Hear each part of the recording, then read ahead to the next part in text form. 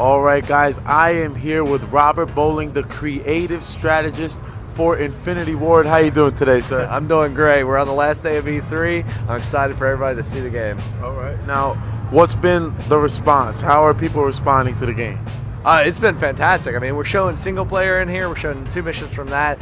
People have been loving the locations that we're going to. Yeah. And of course, we got hands-on with Spec Ops, which has been phenomenal, the response to that, because I mean, we're bringing in like all our favorite features from multiplayer, like matchmaking, progressive ranking, kill streaks, gear, allowing you to customize your things, and people have been loving it. Let's talk about Spec Ops a little bit, because it does have multiplayer functions. What can we expect from the single player going into Spec Ops? Well, Spec Ops has 2 modes to it. It has mission mode, which takes place in single player locations. Okay. They have objectives, but it's outside the story. So it allows us to do cool things we want to do that don't fit in the story, gives them a home in Spec Ops and co-op. And then it has survival mode, which is a completely new mode to Spec Ops. So it's, you know, waves and waves of enemies, infinite waves of enemies. They get progressively more harder. So first they're sending out, you know, just guys at you, and then it's guys with better guns and accuracy, and then it's dogs, and then it's more guys with different tactics and different weapons, and then it's kamikaze guys, kamikaze dogs, juggernauts sending in helicopters that, you know, give suppressive fire that you got to take down. And the juggernauts, they have weaknesses. So like one might be weak to explosive, one has a riot shield, one, you know, it's constantly throwing new stuff at you. And you're progressively ranking up, just like multiplayer. So now you have a Spec Ops rank and a multiplayer rank. They're separate from each other. So as you're ranking up, you're unlocking new weapons, new attachments for that weapon, new gear, like turrets and grenade launchers and claymores. Right. This is in Spec Ops, right?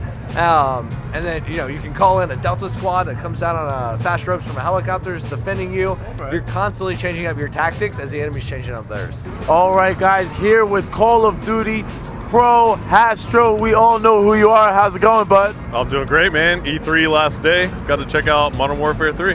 They did show us 2 campaign levels, which was awesome. Super intense. That's pretty much there's nothing like I've ever seen in any other Call of Duty here in Modern Warfare 3. I also had the chance to play Spec Ops. They have a new mission called Survival Mode, which is similar to Zombies in the other games, but it's more.